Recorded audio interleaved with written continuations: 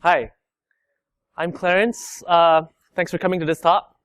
Do we have any machine learning experts in the house? Cool. Cool, yeah, that's good to know. So if I'm saying anything wrong, feel free to stop me.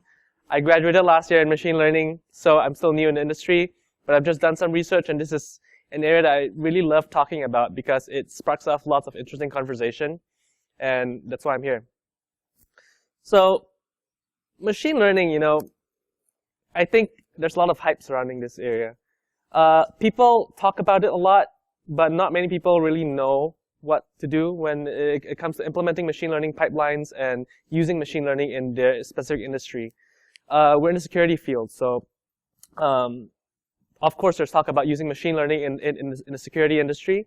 And there's also a lot of companies that are started based on machine learning, using deep learning, using classification as a way to detect anomalies, to detect malware. And there's a lot of interesting work in this area, but there's also a lot of pitfalls that people fall into, and that causes a lot of confusion and, gives us a lot of false positives as to whether we're actually achieving success or not in this area. So the goal of this talk is not to to give an account of how you build a machine learning anomaly detector or machine learning pipeline for in a security area. It's really to give an overview of how machine learning anomaly detectors work, and to spark some discussions on when, where, and how you should use these things, and also how to exploit these systems, because these systems are far from secure, and machine learning is not something that's designed for security. Lastly, we're going to discuss where we go from here, because there's definitely lots of possibilities that we'll have going forward in machine learning and security. It's not a dead end, and there's lots of interesting developments even today. So anomaly detection and machine learning, what's the difference? I would say anomaly detection has a role to play in machine learning's timeline. There are heuristics-based anomaly detection. Just for example, you can use a rule engine, WAFs, for example. If you define an IP address access pattern, and you look at the number of requests that this IP address made to a particular web server in the last 10 minutes, and if it exceeds 10, then maybe that triggers a rule. There's also machine learning anomaly detectors whereby these rules are more dynamic, and it potentially can help catch people who are flying under the radar and making use of the staticness of heuristics to bypass your rules. So predictive machine learning is really the intersection between machine learning and anomaly detection. As I mentioned earlier, heuristics and rule-based anomaly detection has been a norm for the last 20 to 30 years, but because of how easily adversaries can bypass them, people have been looking to machine learning techniques to try to implement defenses that are less easy to bypass and less easy to capture in a single statement. Intrusion detection, for the purposes of this talk, won't be anything too specific. It's really general. Anything that can be described as an adversary trying to gain access to your infrastructure, to, for example, sending spam into your email server, committing fraud on any particular payment accounts that you own, or sending a DDoS attack into on your web server. That's considered intrusion detection for the purposes of this talk. Again, there's lots of debate to be held there, and if at any point it's unclear in the talk, feel free to stop me and ask a question. So as I mentioned earlier, machine learning has had lots of interesting applications and successful ones in the last few decades when it's seen a huge gain in popularity. Gmail popularly uses it for spam detection. This particular example that I'm showing here is one that's actually pretty difficult for a Bayesian model to catch, because it's using actually some form of ASCII art instead of just plain text. So that's harder to catch, but surprisingly, Gmail is able to catch that as spam. Also, for just any generic time series data that you see in the top right-hand corner, you can perform forecasting algorithms on them to use very simple statistical methods to alert the admin when there's an anomaly in the series. Credit cards have famously been successful with machine learning as a way of detecting fraud and when a credit card has been stolen.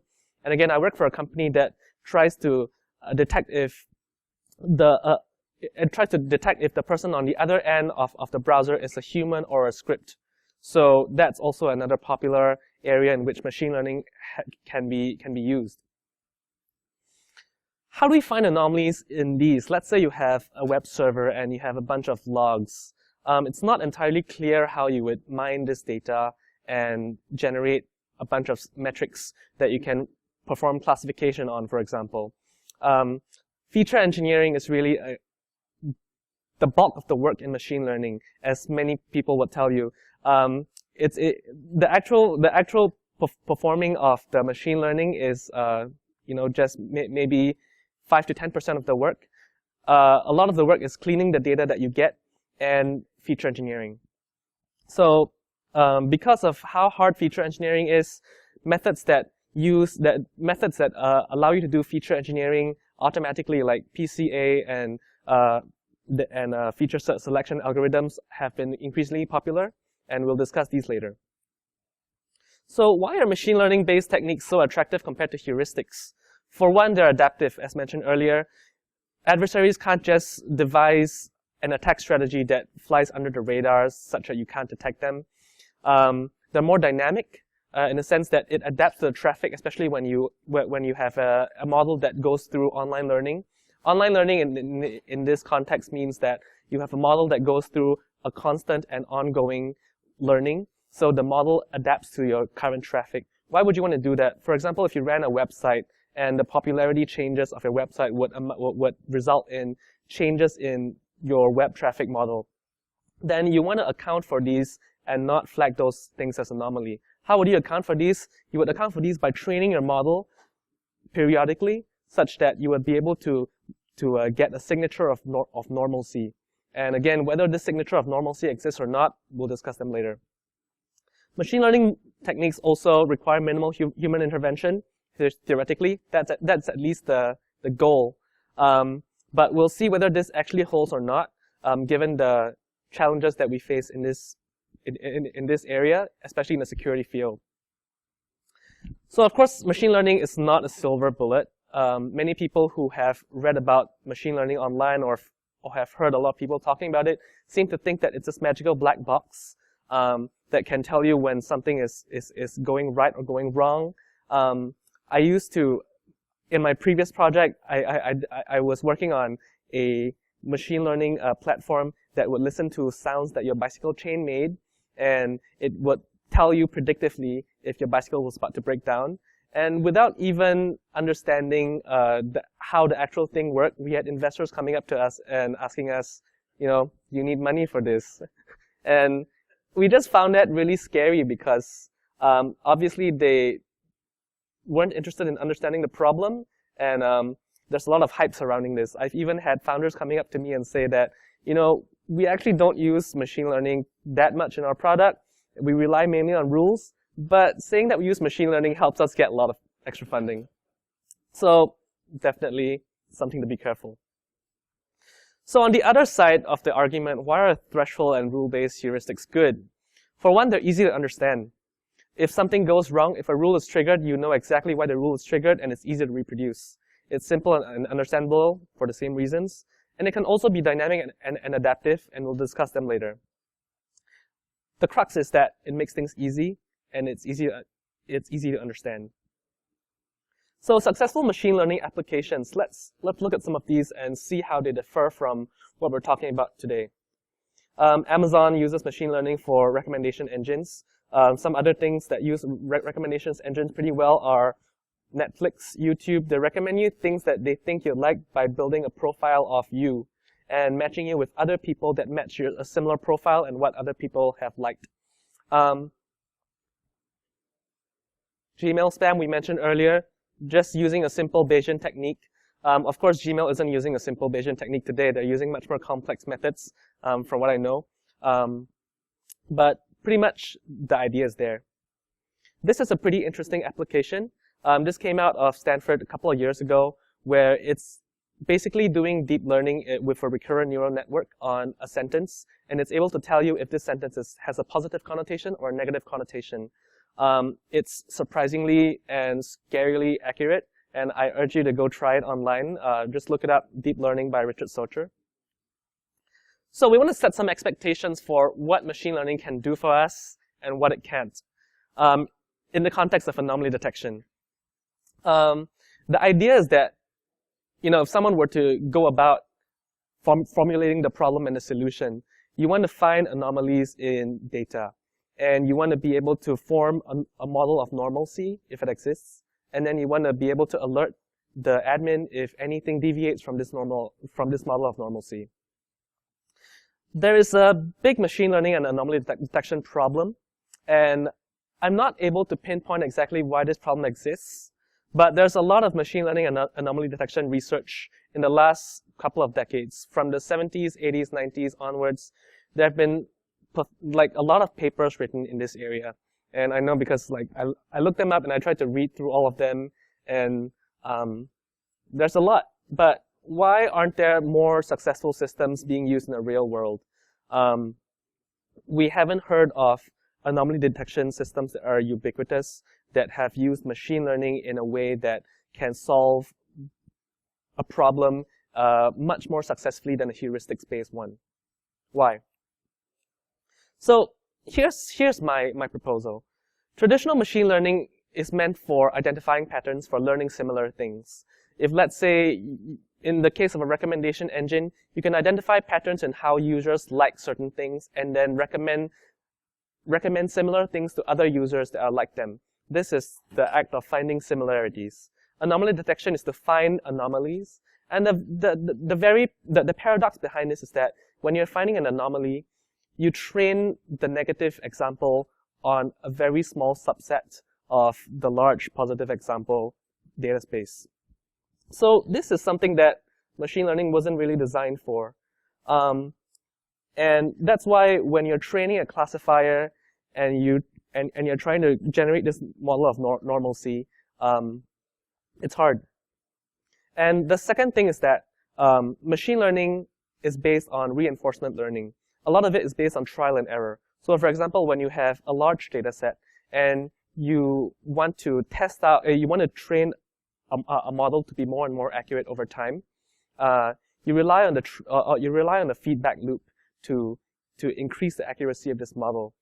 This works in Gmail by, if a piece of spam comes through your email and you see that it's spam, why is it in my inbox? You just report as spam to help improve the model in general, and that's Gmail's feedback loop.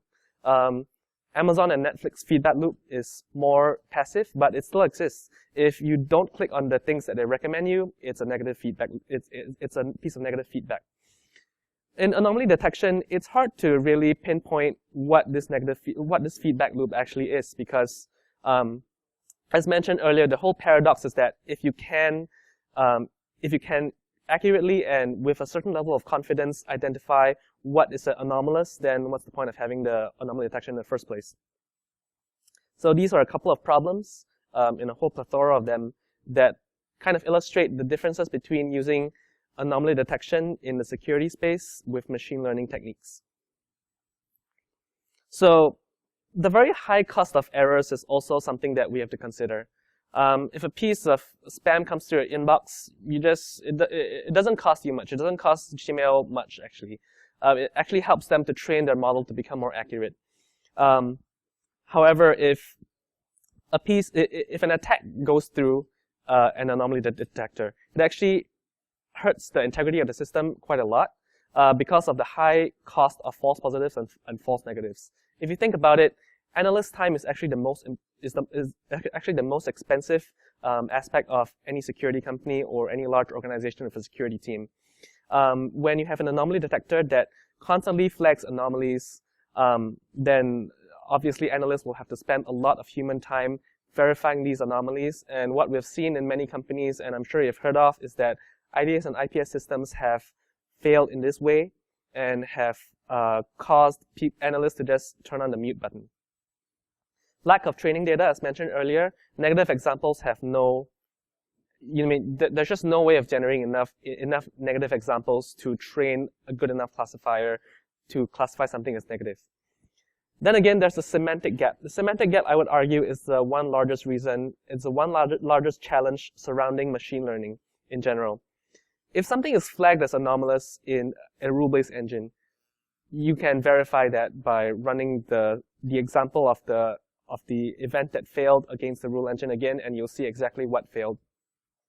In the machine learning engine, it's harder to do so, because if something failed and you run it against the classifier model, then you know, okay, this failed, but why? Why did the classifier model evolve from its original state to the state it is today? It's harder to know, and with things like deep learning and recurrent neural networks where the internals are totally opaque to human understanding, at this point in time at least, then it's even worse, I would argue. Difficulties in evaluation. I think it's pretty hard to evaluate how effective an anomaly detector is, a machine learning anomaly detector is, just because how do you know what a real attack is? Especially in the wild, it's hard to measure the accuracy of such things. And something that we'll dive deeper into today is the adversarial setting. We'll see that actually machine learning anomaly detectors can be pretty easily and pretty effortlessly bypassed using poisoning techniques. So it's really bad if the system is wrong. When we have a high false positive rate, which means when we're flagging a lot of bots, when we're flagging a lot of non-anomalous activity as anomalies, then we're really degrading the integrity of the system. We're taking up analyst time and we're burning money for the organization. If you have a high false negative rate, maybe the rules, the heuristics are catching things that the anomaly detector isn't, then what's the point of having it? So it's very intolerant to errors, and that's different from traditional machine learning applications. Lack of training data. It's hard to clean data. If you're looking at the input logs from the web server that you saw earlier, it's not clear exactly how you would clean the data. It's not clear that when you're training a model of positive examples, you're not including anything negative in it. And that also helps adversaries when they're trying to poison your model. The semantic gap, I mentioned this earlier.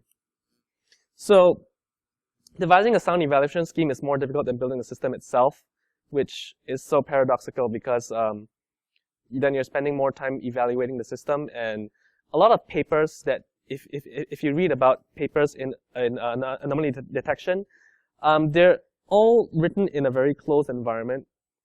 They all use the same 2-3 data sets from the 1980s and 90s, even papers that are written in the last couple of decades.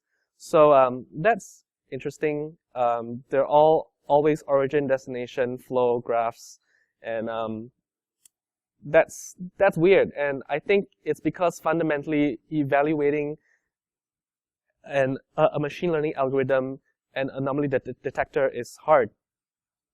So it's tough trying to evaluate how well an anomaly detector is just based on academic research without doing your own evaluation.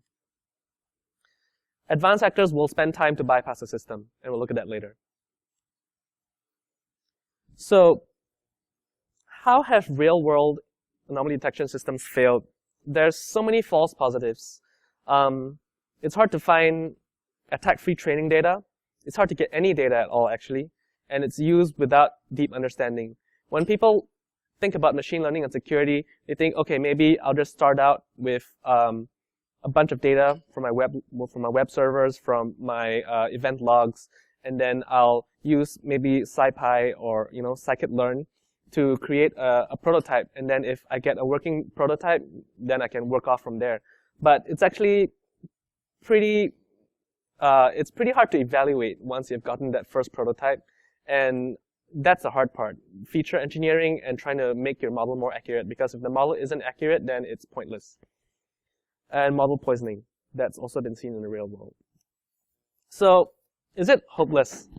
Here, we'll spend some time looking at this problem because I'm not trying to be, I'm not trying to say that machine learning shouldn't be used in the security context. I'm just saying that if we were to use machine learning more meaningfully in the security context, then we should reconsider the problem parameters, and we should look at the problem from a different angle, that we looked at the problem from from recommendation engines, from spam filters, and from other common successful applications. And we'll go about doing this by actually looking at how machine learning anomaly detectors are built and how they function. So this is basically what we mentioned earlier. We alert if incoming points deviate from the model of normalcy. This is an example infrastructure that I got from a very popular paper that proposes a kind of machine learning anomaly detector. First of all, we have the data sources on the extreme left. And this data source will have to go through some kind of cleaning process. This cleaning process will take up lots of human time. And if it can be automated, it probably doesn't work that well. Time series construction is important because if you're doing streaming learning on this input data, then you have to construct a kind of time series that's a representation of this incoming data. You perform some aggregation on this data, and then you feed it into a model that that selects features. In this particular case, it uses PCA, which is Principal Component Analysis. Principal Component Analysis, I mean, it sounds pretty fancy, but it's actually nothing more than an algorithm that selects features in any data that you pass it. And that sounds pretty magical, and it actually is pretty magical. I'll be going into further detail on that later. But there are problems with it using this in the security space, and we'll see why. After generating features, then it will be fed into a machine learning algorithm, a classifier, threshold, top K algorithms that then generates some results for what's anomalous and what's not. That goes through manual validation, and that manual validation part is where a lot of systems fail. Then it generates the actual anomalies. So common techniques for machine learning: clustering, density-based, SVMs, neural networks. Let's focus on clustering today because it's it's the easiest to understand without getting into too much nitty-gritty details, and it's easy to visualize how this actually works. When we talk about the model in machine learning, we're actually talking about different clusters, basically a statistical representation of your data, and so the machine or this statistics actually learn what different areas of your input data are. And the ideal is that when you feed it data, it'll form clusters, and if anything deviates from these clusters, then they're abnormal. This in particular is a centroid cluster model, and it's good for online learning because, as you can see, we can keep a running model over time, and if new points come in, we can simply add to the old model. How to select features is often the most challenging problem. If you think about it, there's often a combinatorial explosion of how many features you can choose in your model, and it's always a problem between overfitting and underfitting, and also computation and space. If you have too many features to train on, you require lots of computation and time. And also, you may overfit. Overfitting is a big problem in machine learning in all industries. And yeah, but isn't this just a parameter optimization? If you can iterate through all possible combinations of this, can't you just evaluate which produces the best result and just select those subset of features? So, difficulties. It's impossible to combinatorially iterate through the subset of features. It's hard to evaluate for the reasons mentioned earlier, and the notion of optimal is not clear. What's optimal? Performance accuracy is not the only criteria. You're not only optimizing for precision, you have to optimize for both precision and recall, and also interpretability, which is harder to quantify and harder to compare. Because it's a streaming model, you want to optimize for shorter training times. It has to be real time. If it's not real time, then it's kind of meaningless, because if you're doing anomaly detection in batch mode, then what's the point? You want to reduce overfitting as well. So let me just dive a little bit into PCA. PCA is a method that people use to select features automatically. Selecting features is very labor intensive. I remember I read somewhere that Yan LeCun, the Facebook AI director, once said to his grad students at MIT that one day all of you guys will be replaced by algorithms, and I'll just have a bunch of workhorses that will feature engineer for me. There will be no need for machine learning grad students anymore because all of it will be replaced by machines. And he's kind of right. Deep learning kind of does this, to a certain extent. And we're seeing that even feature engineering can be automated.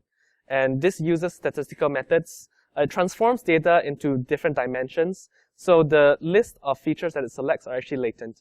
For example, if you pass in row column data in web logs that contains, for example, IP, timestamp, a URL, it returns you features that are perhaps a weighted combination of each of these fields. So they're latent and they're not obvious what they mean. This is a small visualization of how PCA works. On the left, you see the original data set on 2 axes. This data set only has 2 dimensions, so for ease of a demo. So the output from PCA aims to maximize the variance captured by any one particular dimension selected, and each principal component is orthogonal to the next principal component. It's not that important to understand the math behind this, but PCA basically does some fancy optimization techniques to do this in a computationally reasonable way. This is PCA in a 3D space, whereby if we change the model around, you see the variance captured by PC1 increases, and this organization of the principal components helps PC1 capture the most variance in the entire data set.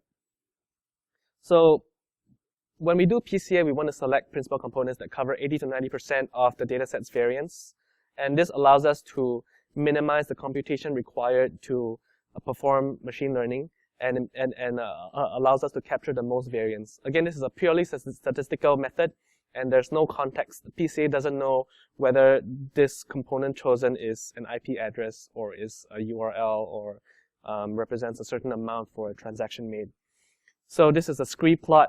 The x-axis is the number of principal components included in the evaluation, and the y-axis represents the cumulative variance captured in this model. So as you can see, having an earlier knee, having an earlier inflection in a graph means that fewer components are required to capture a lot of the data set's variance. So how do you avoid common pitfalls in using machine learning in anomaly detection? These are things that I'm proposing, and feel free to, I think that you have to understand your threat model well. Using machine learning on a statistical data set makes a lot of sense, but using the results of this model without any contextual filtering makes no sense, because machine learning doesn't know context, and you have to at least have a second layer or multiple layers of contextual filtering before you can use the results in a meaningful way. You have to keep the detection scope narrow, because it's not a be-all and end-all solution. You have to reduce the cost of false negatives and positives, however. And also, you have to close the semantic gap. This is a funny picture that I think actually happened when the 2 ends of the bridge didn't meet. So evaluation, there's a couple of points on how you should evaluate this. How easily can you filter out false positives? Because if your model takes into account a lot of events that are if your model generates a lot of false positives, how can you filter these out with a contextual layer? Also, evaluating true positives is important. Let's say your model performs perfectly in your evaluation process. How do you know that it's actually learning what you want it to learn? There's an interesting anecdote here that I'm not sure. It's mythical. I'm not sure if it's true because I can't find anything about it online, but it's been written about in at least a couple of papers. where the DoD in the 1980s were performing experiments on neural networks. And they wanted to be able to do some simple image recognition. At the time, it was cutting edge, because a machine taking in an image of a tank and a car, it would output if the image were a tank or a car. So the stories were that papers were written about it, and that they were very successful in these tests, and they achieved 80 to 90% accuracy in predicting, in guessing whether this image contained a tank or a car. After that, the paper was retracted because they found that if they passed in a car with a blue sky background, it said it was a tank. So you really have to understand what your model is learning, because it's so hard to understand how a model learns and what a model learns. It's not as easy as it sounds. So that's something that we have to consider when we build machine learning pipelines as well. We have to evaluate true positives. Okay. Lastly, I'll go into how we attack something like this. Why do we want to do that? We want to see how secure this is. If we're doing it for a security application, we have to fundamentally see if this fundamentally meets the requirements, the security requirements of any system that we're using in production. So how do we attack this? We want to manipulate the learning system to perform any specific attack, and also degrade performance such that people using the system can't trust it. So there's this notion of chaff. Chaff actually came from the stuff that fighter jets emit to confuse homing missiles when they're in flight and under attack. So that's something that papers have used to describe data points that adversaries send into machine learning pipelines to confuse anomaly detection systems. How would you attack it?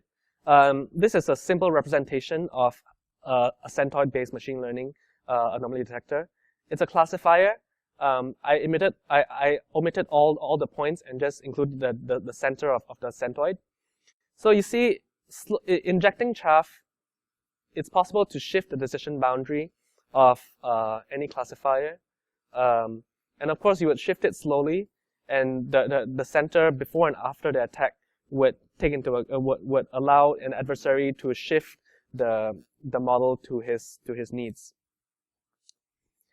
A different kind of attack would be basically to confuse the system, and this requires a lot more volume, where you inject a lot of traffic to expand the decision boundaries such that because there's no clear attack direction, it looks perfectly normal, and traditional algorithms for detecting if a decision boundary has been shifted meaningfully will not be able to detect this. The crux of the problem is that when you're using machine learning anomaly detectors, in opposition to heuristics-based anomaly detectors, you are doing this because you want to take into account a certain kind of drift in your traffic.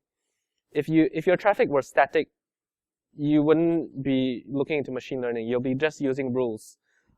If you had to take into account some form of dynamic nature of your data, then you would be looking into this, and that's exactly what the attackers are using to bypass these systems.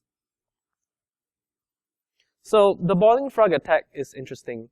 There are a few papers written about this, and I tried it out.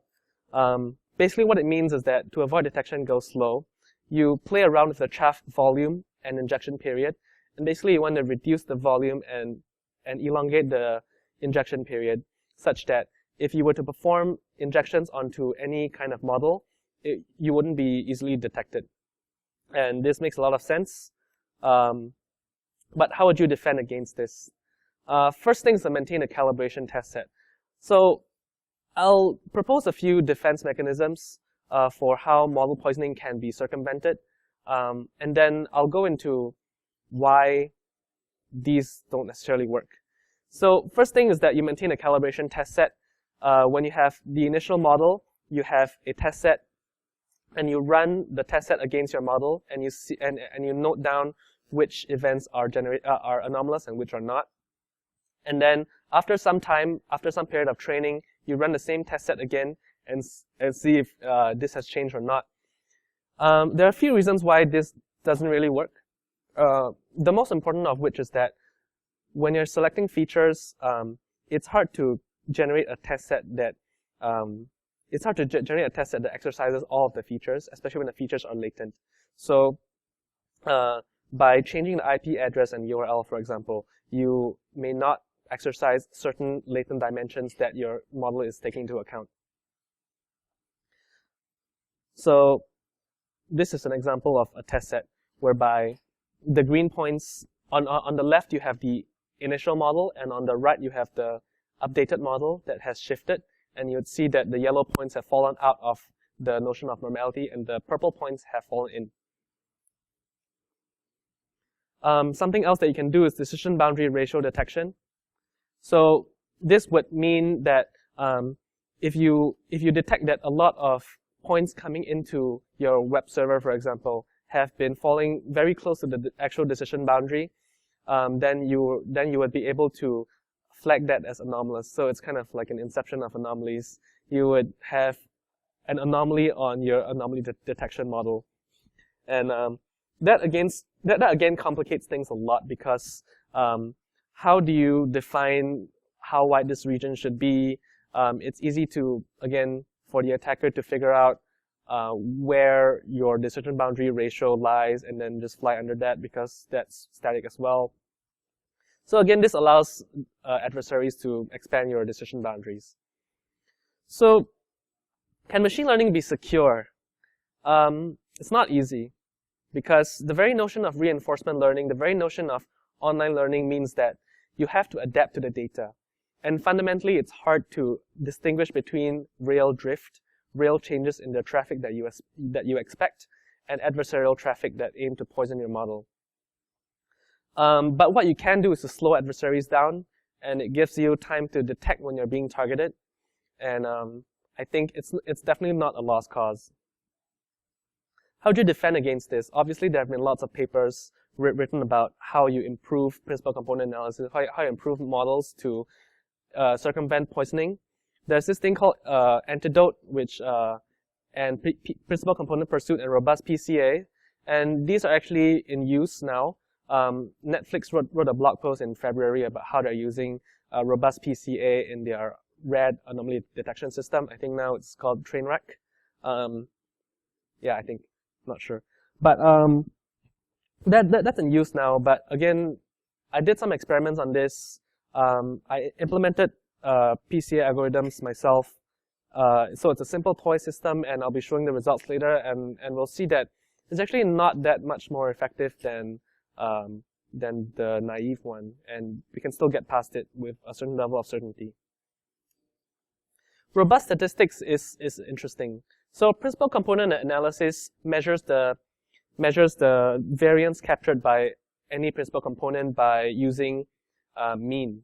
So median is a much more robust thing to use, because it's harder to shift the median of something unless you have enough volume injected into it. Also, you have to find an appropriate distribution that models your data set. A lot of research papers use Gaussian and not use Gaussian distributions just because it's easy to analyze, and there's no reason to really deviate from that notion.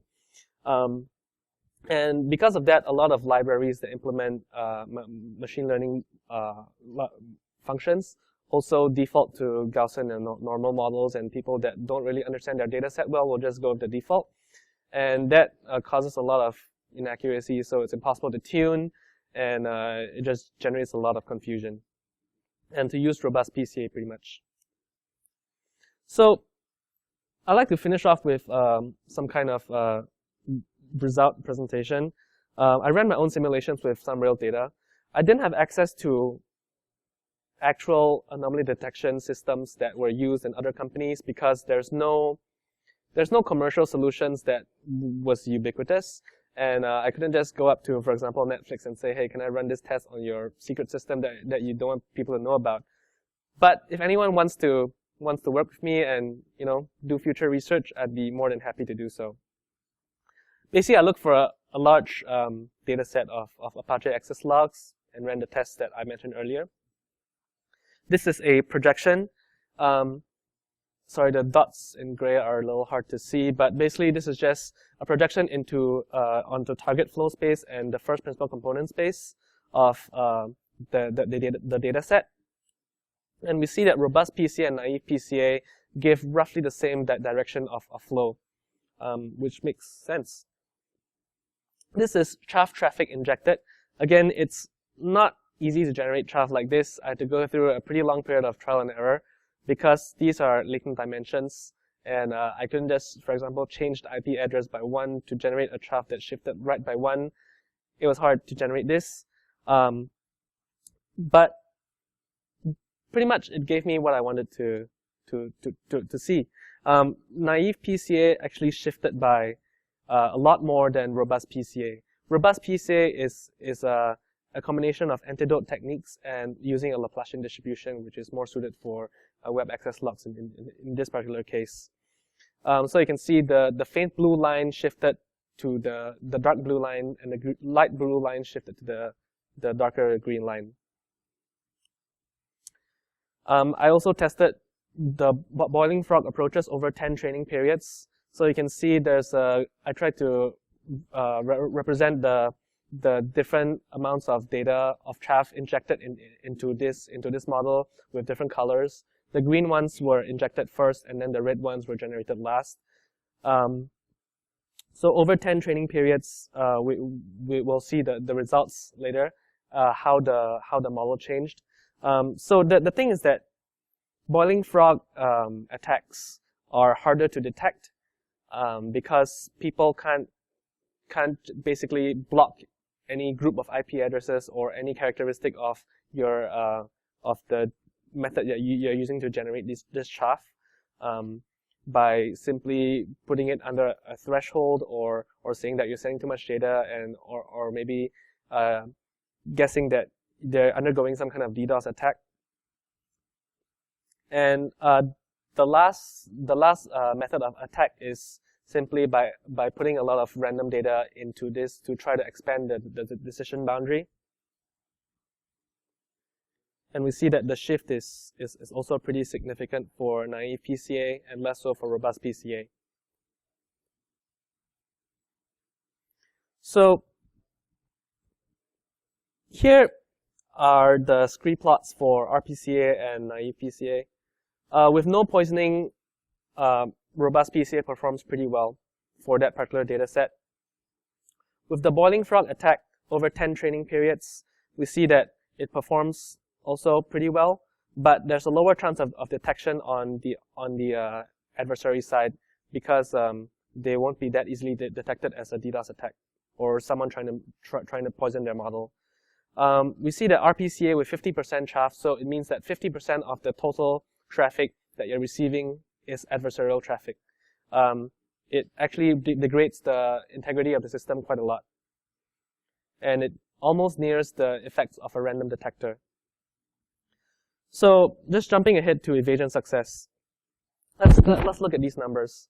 So naive chaff injection with naive PCA gives you 76% evasion success. So that's pretty bad. With boiling frog injection, it gave you 87% evasion success.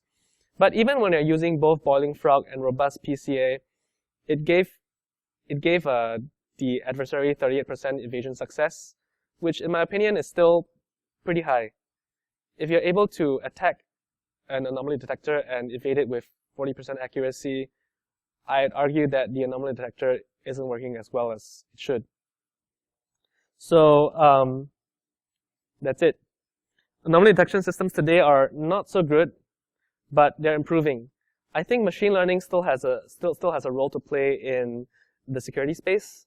They're still vulnerable to compromise, but obviously there still is a lot of research being done in this area.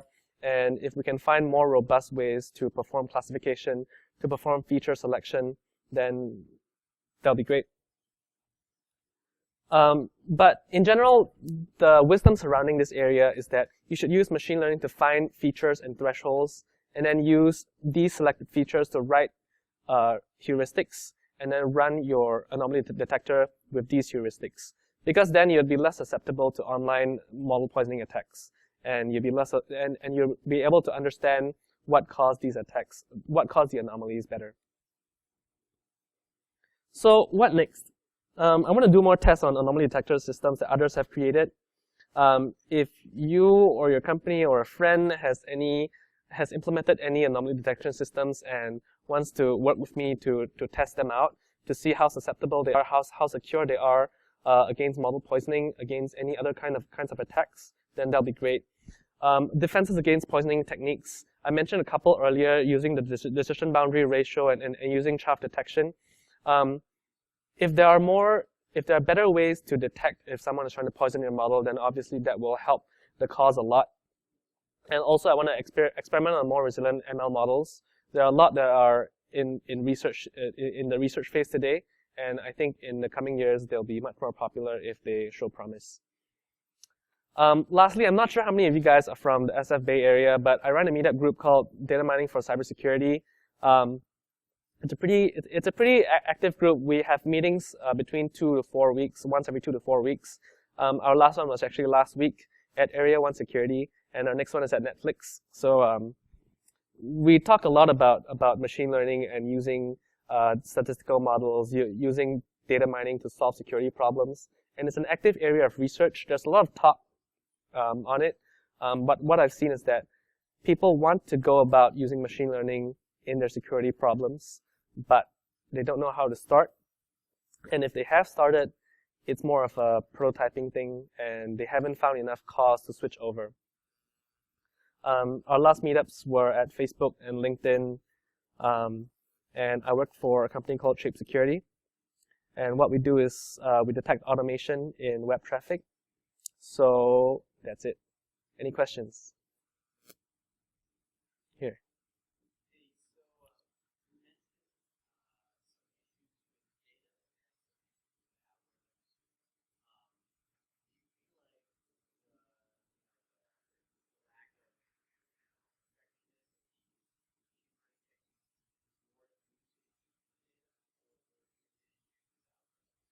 Okay. The question is whether the lack of effectiveness in machine learning techniques in anomaly detection is more due to the lack of training data or the ineffectiveness of the algorithms to detect these anomalies. It's hard to attribute how much each reason causes a failure point, but I think that the data fundamentally needs to be there in order to tune any models. If we can't get any data, then we can't tune the models and we can't tune the algorithms to make the model better. So fundamentally, personally, I feel that the lack of training data is a big problem, because if we're doing data mining, we need data. So to me, that's a larger problem.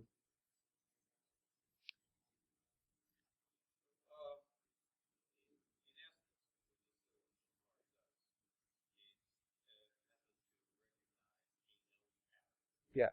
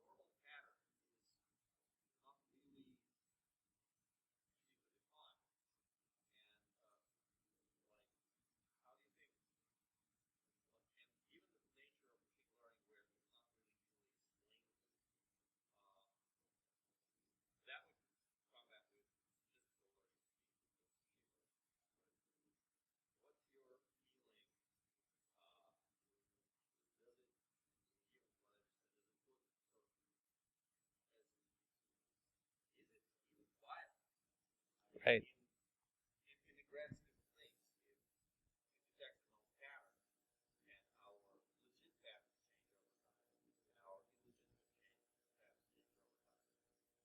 even viable long to do something like that? Right. I agree with what you said fully. I think there is a problem with using out-of-the-box machine learning in security applications because of what I said in the earlier. I think there are promising applications of machine learning in security. I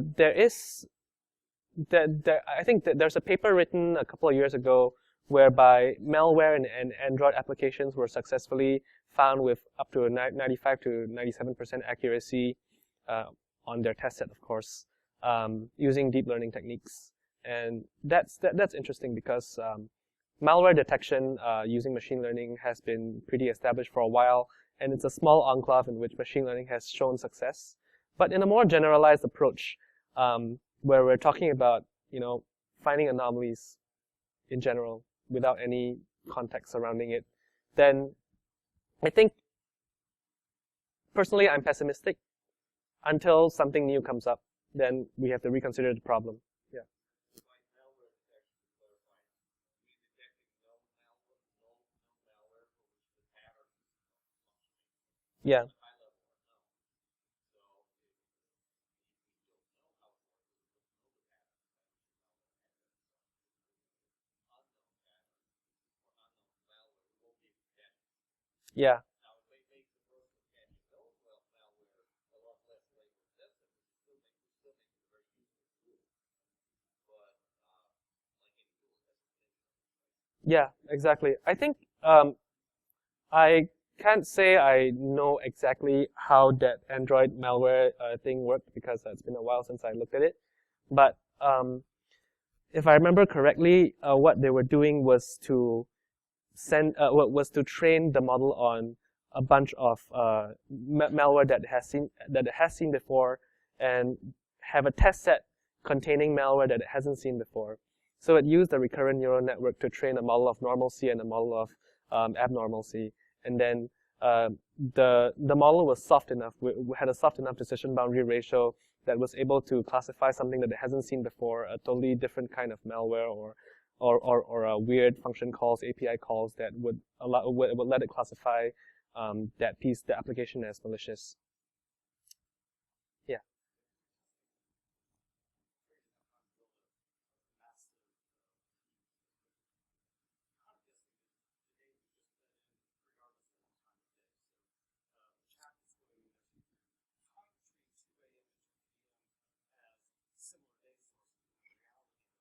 Yes.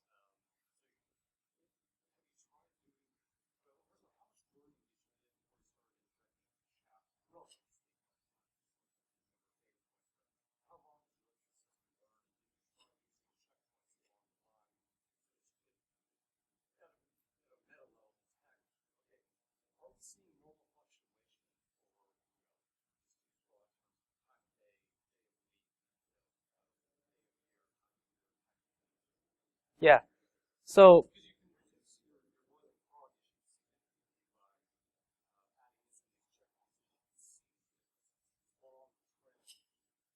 right, that's a great point. So the scenario that I created was a really a toy scenario, in which I got a whole bunch of web logs, and they were all timestamped, and I just fed them in over a simulated training period. So I didn't run it over, let's say, a week. I ran it over a short amount of time, and I simulated the changes in time. And so the training.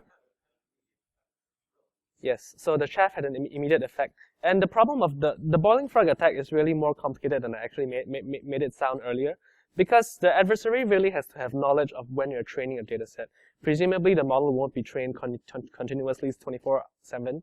It'll be trained, commonly seen scenarios are it'll be trained once a week, maybe every Sunday at 5 o'clock. It'll be trained for an hour, and then this would be the model for the coming week. So if the adversary didn't know when the training occurs, or if you randomize the training period, then it's theoretically more easy for you to detect if someone is sending weird sources of, is sending weird traffic to your endpoint. But then again, you know, we have to assume that the attacker has a level of knowledge that you are not expecting. Yeah.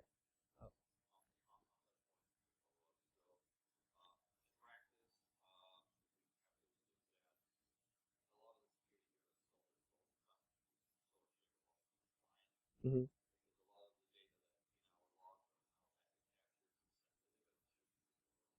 Yeah.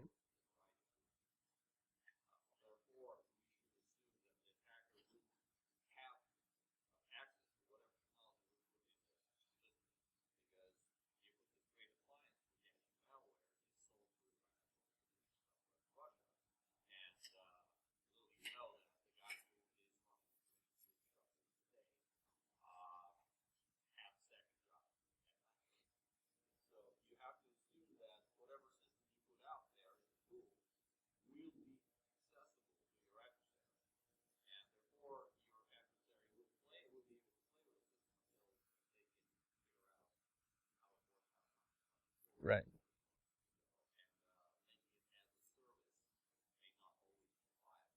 That makes sense. Yeah, I agree. Cool. It's good.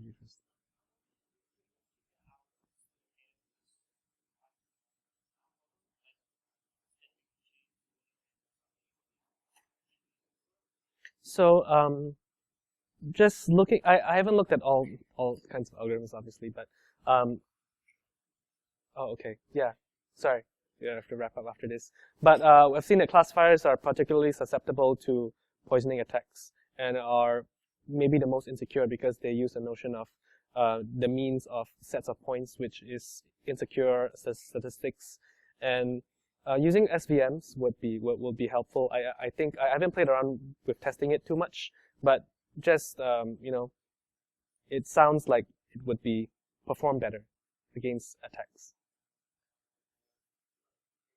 Okay.